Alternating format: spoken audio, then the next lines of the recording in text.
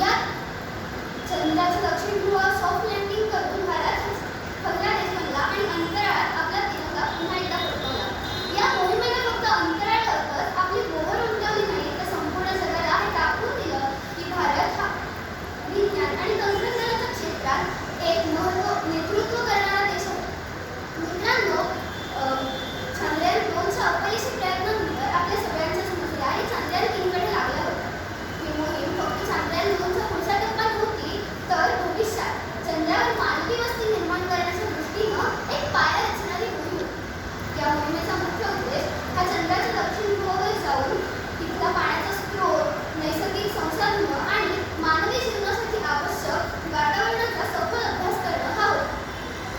या मिशनमध्ये वापरण्यात आलेलं अत्याधुनिक तंत्रज्ञान, आधुनिक रोबोटिक उपकरणं ही भविष्यात मानवी वस्ती निर्माण करण्याच्या दृष्टीनं एक मोठं पाऊल आहे. मित्रांनो, तुम्ही कल्पना करू शकता की चंद्रावर पाण्याचा स्रोत आणि इतर महत्त्वाची संसाधनं शोधणं किती महत्त्वाचं आहे. या मोहिमेद्वारे आपल्याला भविष्यात चंद्रावर बेस कॅम्प बनवण्यासाठी मदत होईल. चंद्रावर चांद्रयान 3द्वारे पाठवलेली माहिती ही फक्त भारतासाठीच नाही, तर संपूर्ण जगासाठी एक अमूल्य ठेवा आहे. मंडळी, इस्रोनं आपल्या कामगिरीनं अनेकदा संपूर्ण जगाला आश्चर्याचा धक्का दिला आहे. जेव्हा इतर देशांच्या अंतराळ मोहिमांवर अब्जावधी डॉलर्सचा खर्च होतो, तेव्हा इस्रो त्याच मोहिमा अत्यंत कमी खर्चात आणि कमी वेळेत पूर्ण करून दाखवतो. चांद्रयान 1, चांद्रयान 2 आणि चांद्रयान 3 या सर्वांनी हेच सिद्ध केलं आहे. इस्रोचं हे यश फक्त तांत्रिक प्रगतीचंच प्रतीक नाही, तर आपल्या देशाच्या शास्त्रज्ञांच्या अखंड मेहनत, निस्वार्थ सेवा आणि त्यांच्या मेहनतीचं प्रतीक आहे.